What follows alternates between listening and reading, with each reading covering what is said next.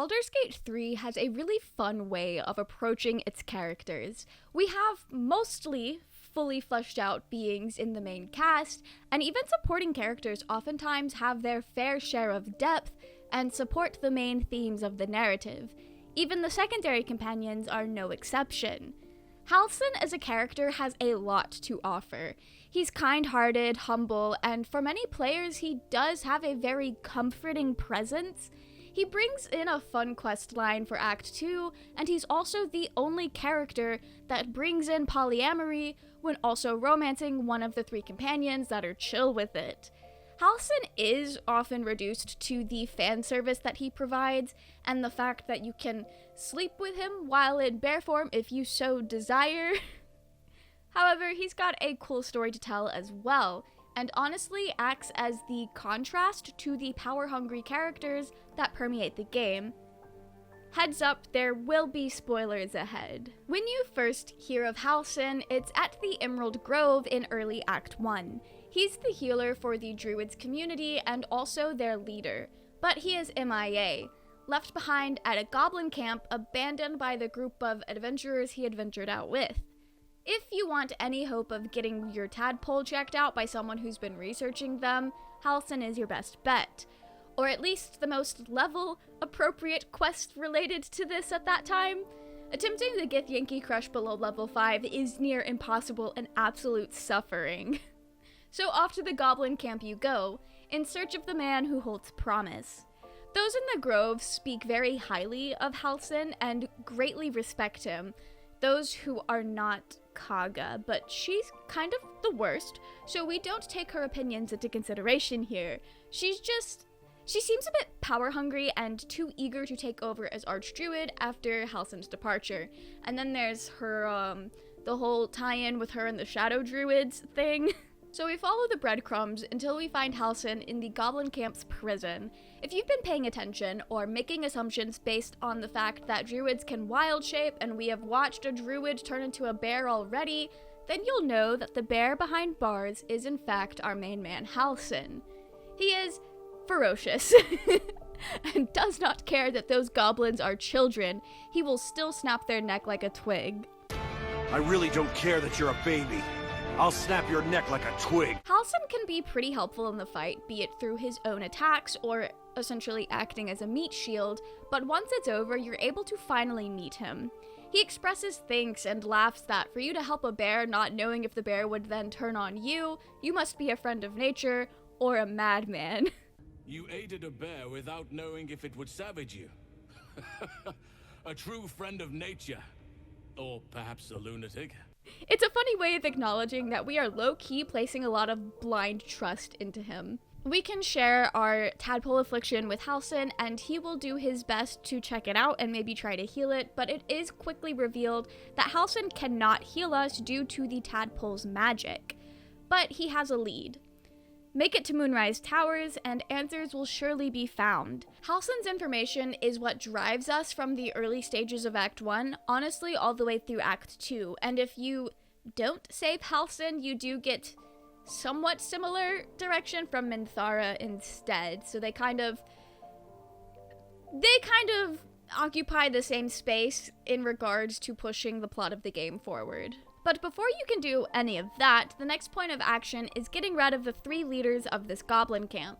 Halsin feels that in order to secure the safety of the grove, these goblins must be eradicated, or at least their leadership, because without the leaders, the goblins would lack the community to just keep going. So that's what they tell us, but if you're clearing out the leaders, you're honestly gonna have to fight your way through all the goblins as well, so you're basically just eradicating the goblins. Halsin feels a strong sense of duty to protect the grove and his people and those who depend on him. Once that's done though, you're all ready to head back to the grove. Once back, you are able to see that Halsin is a pretty chill leader, all things considered. Sure, he reprimands Kaga for her plans of closing off the grove, and it becomes clear that Kaga and Halsin have very different ideas on what it means to be a leader. But instead of casting her out, Halsin demotes her and encourages her to seek the path of Sylvanas once more. Halsin is willing to be forgiving, and he's willing to allow people the space to grow and do better, despite the danger they've put the community in despite the atrocities that they were willing to commit under the guise of leadership. He sees potential for Kaga to grow past that, and he's willing to encourage that growth. For the rest of Act 1, Halsin is pretty much just chilling. He joins your camp and acts as a guide of sorts when it comes to finding a way into Moonrise. He warns you of the shadow-cursed lands and provides advice on what he thinks would be the safest way to make it to Moonrise. He is very helpful in that regard. We can also learn that Halsin feels duty-bound to do something about the shadow curse. He was part of the forces fighting against Ketheric Thorm 100 years ago and was there when the curse was implemented. Despite not being the one responsible for the curse and not being the only one fighting to stop it, Halsin carries a deep personal regret for how things turned out.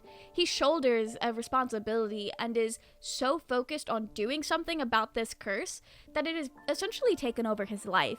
It impacts his ability to focus on other matters and even prevents him from seeking things like partnership and love. Halsin is a very duty-bound guy and shoulders more blame than his part in things would warrant. We later learn that he was friends with Thaniel, the nature spirit that is also the key to healing the land and purging the shadow curse. Halsin feels a sort of guilt and responsibility over what happened because his failure, the failure of those he was fighting with, caused a friend of his to suffer. Caused nature to suffer. Halsin is a druid, yes, and druids do work with nature. I'd even go as far as to say Halsin is like the stereotypical druid that treats nature like a loved one. There's even a voice line about it where he says, just because he's a druid doesn't mean he's like married to nature. Of course he would be interested in having lovers. So I thought that was kind of like a funny little jab because he does hold nature in such high regards. He holds such a deep care and reverence for nature. It wouldn't be too much of a stretch to say that Halsin cares more about nature than he does himself. So it makes sense that he would feel so heartbroken as if he had failed a loved one when it comes to the shadow curse. The shadow curse is terrible and has caused a lot of suffering, not just for the land but for the people and creatures within.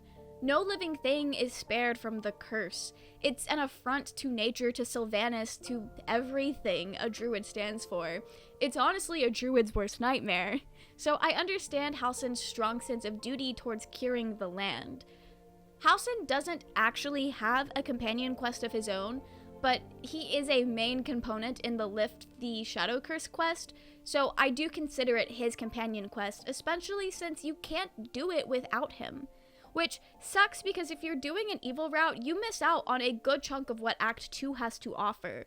That is like half of Act 2 is the Shadow Curse quest. It's through doing this quest that the player is encouraged to explore more of the map, head to the House of Healing to find Art's loot, after retrieving Thaniel from the Shadowfell, go explore where his other half Oliver will be found, which is like the west side of the map, that you never go to if you're just following the Moonrise Towers quest. I will say, my first ever playthrough, I got so tunnel visioned on doing the main story quest that I didn't even realize I had to find Art in Last Light to start Halsin's quest. I hadn't explored the House of Healing or any of the other areas of the map that I didn't have to go through for the Moonrise Towers quests, and I also just did not step foot west of Moonrise pretty much. Maybe that's more of a thing about me, considering I haven't played many games that are as open world as Baldur's Gate while also having a pretty tight story to follow. So that is more of a me thing, but it is neat to see how the side quests prompt you to slow down and do more exploring, because there is a lot to explore. After you finish up Halsin's quest, getting the pieces in place to cure the land of the Shadow Curse, that's basically it for him. Thaniel and Halsin are just hanging out, waiting around for Ketheric to be eliminated. I do want to point out, though, throughout the entire quest, Halsin will feel bad for burdening you with all of this. He doesn't want you to do this just for him. It's me. This doesn't have to be your burden alone. Every moment counts, and I've asked much of you already without being at your side. He does not want you to shoulder the responsibility here. He does not want to make you feel like you must do this alone. He'll offer his help and remind you that he is here to do his part. He's extremely grateful for all you've done thus far, and if you do fail to help him cure the curse before moving on to Baldur's Gate, he does not blame you. He stays behind to do what he can, but he does not hold your lack of action against you. Halsin does not expect you to sideline your own very pressing issues in order to help him solve his own problems. He's essentially aware that for you, his thing is a side quest, and he's grateful for any company or help you are willing to offer. I will say, for the most part, this game does a very good job at not forcing you to complete side quests that you pick up. There are ways that side quests can make progressing in the main story a bit easier, especially in Act 3. And there definitely are consequences to not completing companion quests. Like, Lae'zel will eventually leave your group to go seek out the crush if you ignore it, even if she is a part of your active party. That has almost happened to me.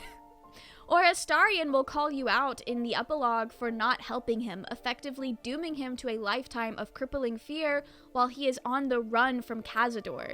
You get called out. You get blamed for your inaction because it was an active choice of yours to ignore those quests. But with Halsin, the only consequence is losing your opportunity to have him in your camp and losing the opportunity to romance him. He doesn't place the blame on you, he doesn't try to make you feel bad about it, which, if you do get to the end of Act 2 and don't care enough about him to do the Shadow Curse quest, then that probably doesn't seem like a big deal to you, and he wasn't a part of your main build anyway, I'm assuming. And his unwillingness to place any blame on you makes it feel a lot less upsetting. Despite Halsin leaving your camp after defeating Ketheric, you are still able to start and complete the Cure the Shadow Curse quest before moving into Act 3. So if you don't cure the Shadow Curse, that really is a decision you've made, but Halsin will never make you feel that way. In Act 3, Halsin is literally just here for the ride. He offers his services and eventually seeks out a deeper connection. You get a lot of approval for doing his quest line if you take him out to cure the Shadow Curse, so it might actually be harder not to romance him if you're not totally ignoring him. This point is only relevant if you added him to your party during the Shadow Curse quest, because otherwise there's just no way to gain approval. So that would be like the only way to do it and also not have to worry about him trying to romance you. I have seen people say that they dislike how Halsin comes on to you, pointing to basic human decency as evidence that made him believe that you liked him as well. Literally, this man told me that I treated him with the care of a lover, when all I did was check up on him occasionally in camp and cure the Shadow Curse, which I understand is a big deal to him, but anyone playing a heroic character would cure the Shadow Curse. It's something that you do for the greater good, essentially. But this game does have a tendency to make it seem like we're coming on to Halsin when that may not have been the intention. At the Tiefling party, you can directly flirt with him, but regardless of if you flirt with him or not, the next morning you will always have the option to apologize for coming on too strong, which is kind of funny, and I do understand it's like they didn't code extra dialogue paths based on what you picked the night before, but it is a really funny coincidence. Halsin also does take rejection pretty well and is very understanding if you are in a relationship with someone else. Consent is incredibly important to him, and even though he shoots his shot, he refuses to actually pursue anything with you without the consent of you and your partner, if you are romancing someone else as well. This is healthy polyamory. The only companions that give you the go-ahead are Shadowheart, Karlach, and Astarion, and there are discussions and arguments to be made on why these characters would consent to a polyamorous relationship, but that is not what this video is about. Bottom line is Halsin is ultimately respectful of your already existing relationship, and is not interested in doing anything that'll upset said relationship. It is clear that Halsin values open and healthy communication. He values consent. We can also learn that Halsin has a bit of a traumatic backstory as well, because what's a Baldur's Gate 3 character without a bit of trauma? He offhandedly shares with us that when he was young, he had ventured into the Underdark to see all of the cool fauna down there, and understandable, that's one of my favorite areas in this game. However, while he was down there, he was captured by a drow noble house, and became a prisoner and consort for the house matron. If you don't know what that means, he was basically like a forced sex slave, pretty much. He briefly talks about how he did what he had to survive, and even in those terrible circumstances, he still found himself somewhat enjoying the more pleasurable experiences. It's so briefly mentioned and talked about in a manner that some players interpret this as Halsin being fully, done processing it and being fully healed, or being something he has not fully dealt with yet. They point to his wording and the fact that he still seems to feel some sort of shame for the pleasure he was able to find in the situation, and the way that he talks about it as if it was just some series of misfortunes instead of an actual serious thing, but that is very heavily up to interpretation. I honestly am in the camp that I think Halsin has dealt with it to the best of his abilities, and he's just living his life, doing his best to not bring that sort of suffering into the world. Regardless of how you read his character around this, though, it's very clear that this could be a reason or an experience that Halsin looks back to and has informed why consent is so important to him. It should be a basic expectation of other people, but the fact of the matter is that in the real world, that is not the case. I'm not going to get into it because that's just not what this video is about, but if that sounds wrong to you, I ask that you reflect on why it's so upsetting for you to hear that not everyone values consent in the real world, to the point that such basic human decency is often praised in those who do value consent. The bar is quite literally underground, and people still fail to pass it. Halsin can draw on his personal experiences and understand the full extent of non-consensual acts, and he knows how hurtful and damaging those experiences can be. He understands the shame and the confusion in the less perfect victim responses to these situations. He knows that even if he found pleasure, even if he may have consented on the surface, it's still a very harmful, dangerous, and damaging situation, and it's not actually consent if you're a slave just trying to survive. It doesn't matter what Halsin willingly did down there. He didn't actually willingly do anything. He was doing what he must to please his captors, basically. Halsin believes that physical desire and pleasure is a natural calling, one of the many gifts of nature, and therefore these things should be allowed to flourish. It's why he's not into monogamy, and I would make the argument that that's also why he is so clear on communication and consent, making these gifts of nature an enjoyable experience for all involved, satiating everyone's natural man, and making it something that's not going to cause trauma. I believe this reading of his character is part of why so many people do find him comforting. Halsin is someone that many people feel they can trust with more intimate matters, but it's also probably helps that his design is pretty conventionally attractive, and that makes him people's dream guy. He's hot, he's understanding, he's respectful, and most importantly, Halsin is safe. The way that his actor portrays him is also very reassuring, be it the actual tone and sound of his voice or the gentle way a lot of his lines are delivered.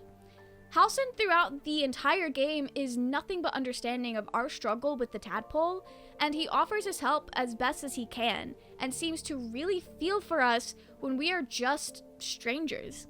Halsin is incredibly empathetic, and this empathy is probably another thing that provides players with a great deal of comfort, especially players that may not be attracted to him in any sort of physical or emotional way or romantic way. So he's not just comforting to people who want to bone him. He's just a cool guy. To kind of contrast this, the Githyanki are the exact opposite of empathetic towards the situation, and everyone else we come across in this game either seeks to gain something from us, or we end up fixing their problems. We are the hero, but few people seem to feel for us. There's no heroes to step up for us.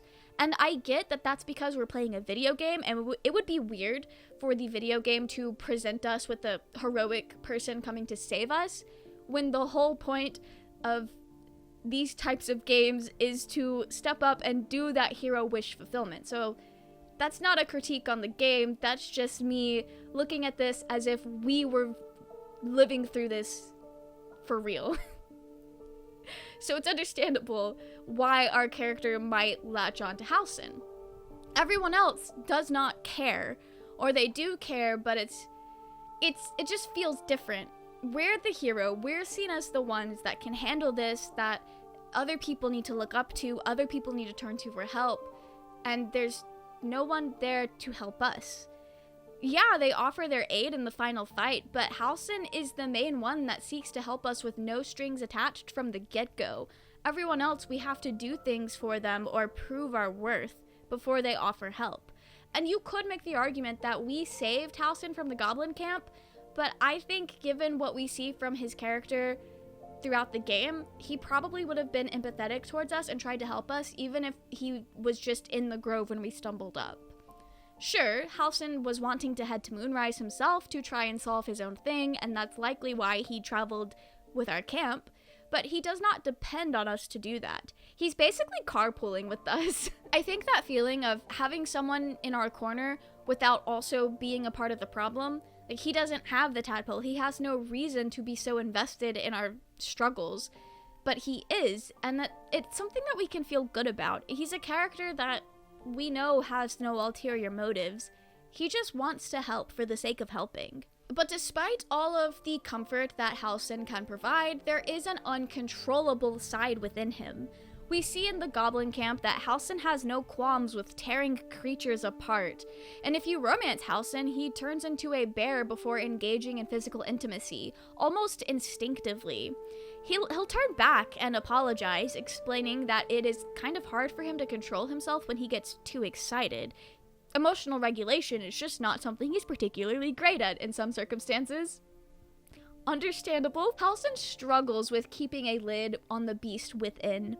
For all the ways he seems to have his shit together, Halsin is not perfect. He struggles with self-control, but he does seem to have found a way to best deal with the lack of self-control. He finds outlets for the beast, allows himself to indulge wherever he can. This point of his character is not explored very much in the game, and is more so something I think was added as an excuse to allow the player to be a little bit freaky and sleep with him in bear form. But even if that's all the point was intended for, it's still a fun bit of characterization that gives him flaws and adds depth to explore within his character. I see a lot of fans enjoy dissecting what this lack of self-control could mean for him and imply and looking into, like, oh, maybe Halsin has anger issues, or maybe Halsin struggles with this, and it's a fun conversation to have, especially when you look at the fact that in a lot of fan works, Halsin is often just portrayed as the wise man, a character everyone else can turn to for advice, a character that can offer insight, and a character that provides comfort for those who are struggling. And for the most part, that's pretty true to who he is in the game and the role he plays in our stories. He's 350 years old, and for the other companions, aside from Jaheira, he's got way more years of experience over them. The closest would be Astarion, clocking in at around 239, but for 200 of those years, he spent that time in captivity where he had no room to grow and experience the world, so effectively, Astarion is like probably closer to 40 in life experience.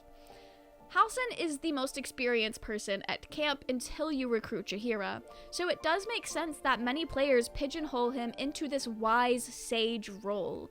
The guy they can talk to for advice, or the guy who can essentially be a therapist. I've also seen a lot of fan works unpack Astarion's trauma and learning consent through Halsin's care and advice, which is a very interesting way to kind of do that. And I do think Halsin would be able to do that for Astarion or any other character that would need that sort of counseling. But there's more to him than that. That may be why I do find it interesting to hear people dwell on his struggle with containing himself during intimacy, And I've also seen people talk about how this gentle guy also struggles with anger issues, often turning to his lack of ability to control the inner beast as a metaphor of sorts, but I'm not entirely sure if I agree with that read on his character, especially when you're turning to his romance scene as example. Because I feel like if you're using that as an example, that tells a different story about romance for Halsin that's not particularly great, and I don't think that's where his character goes, but that doesn't mean that that's not a valid reading, I guess. It is still very compelling. One thing that I do think most of us can agree on with Halsin's character, though, is that he is much farther along the healing process than most of the other characters in this game. He's done the work to become the adult he is today. His character doesn't grow throughout the game because he's already done the bulk of his growing. Again, he's 350 years old, and I think he's had ample time to work on whatever personal issues and flaws that he does have. But he is not stagnant. Halsin is a free spirit, and talks about not wanting to be tied down. We saw with the Grove that he doesn't enjoy being in a leadership position, and felt that he wasn't even all that great at it. However, after everything is said and done, after the Netherbrain is defeated, Halsin finds purpose in caring for the refugees. He becomes a father figure for all of the displaced children, taking them in and caring for them. He talks fondly of his essentially newfound family and the work that he's done with rebuilding community. I have quite a few young wards to care for. 9 wagons of them, wasn't it? My greatest purpose and greatest reward. Those children have been through more than fate had any right to cast at them. And yet they go on, as resilient as anything in nature. I impart what knowledge I can to them, yet, in truth, they teach me far more. He's found a place he feels he belongs and is needed, and his drive to not be tied down is no longer present. His aversion to leadership and settling down has passed. He enjoys his life, caring for others and building a future. Halsin is ready to settle down now, and he's found his calling. Ready to let go of the freedom he valued in his youth, but that is not to say that he is not still free. He's free to choose, and he chose to settle down and help his new community.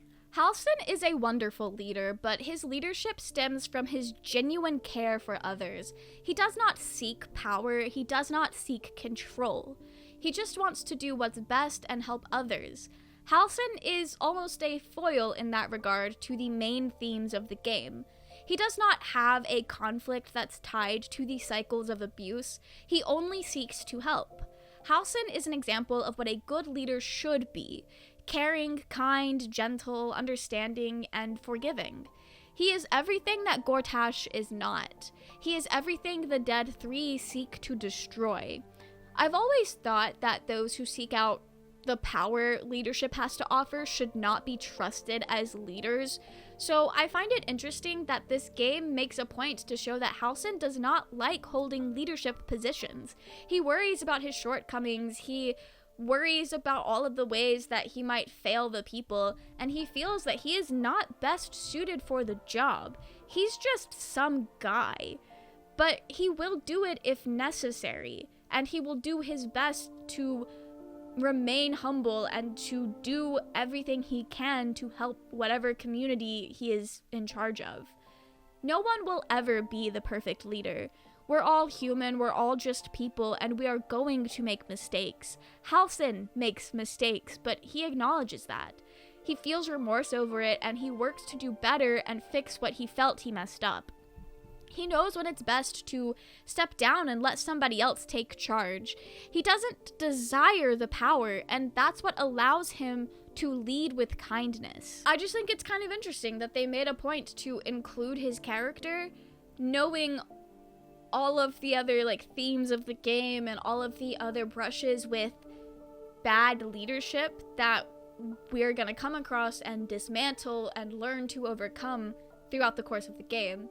I also just wanted to add that Halsin was not originally intended to be a companion character, but he was popular amongst fans in early access and eventually got integrated as a companion, which is pretty cool. And also, It probably explains why he doesn't actually have his own quest, and his level of depth is on par with other non-companion NPCs. Don't get me wrong, there's still something there, but Halsin's character is a lot more open to interpretation than the main Origin companions. Hell, even compared to other companions like Jaheira and Mensk.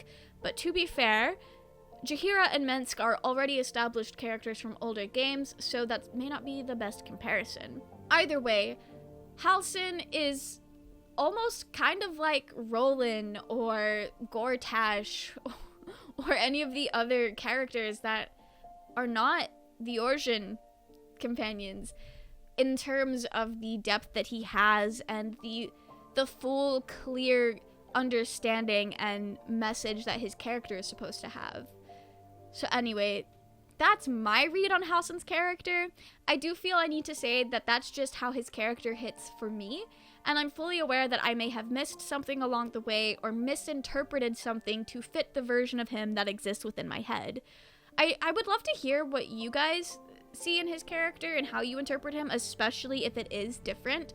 I think this is really cool and fascinating to talk about all the different ways that we can read these characters that may not be as stone cut as some other characters in the sense of personality or how do I need to word this? Because he definitely does have like a clear personality. I guess it's just Halsin is one of those characters that we can't really get inside of his head the way we can with like Lae'zel or Astarion or even Will. Like we don't know why he acts the way he does. We can only make assumptions based on the little bit of information we learn from him and the things that we observed from him in the game. I hope that made sense. I'm really bad about going off script in videos because I will script it and then as I'm like recording, I will either find different ways to word it that make sense now that I'm reading it aloud, or I have more things to add that popped into my head. So I hope that made sense, that last bit that I said. Before I wrap this up, I do want everyone to know that I had a really hard time focusing on getting the script for this video done until I went to sit outside, writing this on my laptop, listening to the chirps of birds, enjoying nature the way Halsin intended. And I thought that was very ironic. It is also just finally spring now, so that's probably the real reason I had this aching desire to be outside. But we're just gonna blame it on Halsin. Anyway, thank you guys so much for watching this video. I am a little nervous because, again, like I said, Halsin is one of those characters that I feel like is open to more interpretation than some of the others. So I hope this wasn't, like, disappointing. But this is my read on Halsin. I appreciate you guys for watching it, and I will see you all in the next video. And I promise, I know people keep asking for it, I am gonna do one on Minthara. I just need to, I'm still working through my playthrough where she is a companion. So please be patient with me. Minthara video coming within the next couple of months for sure. But anyway, that's it for me for real now. Goodbye!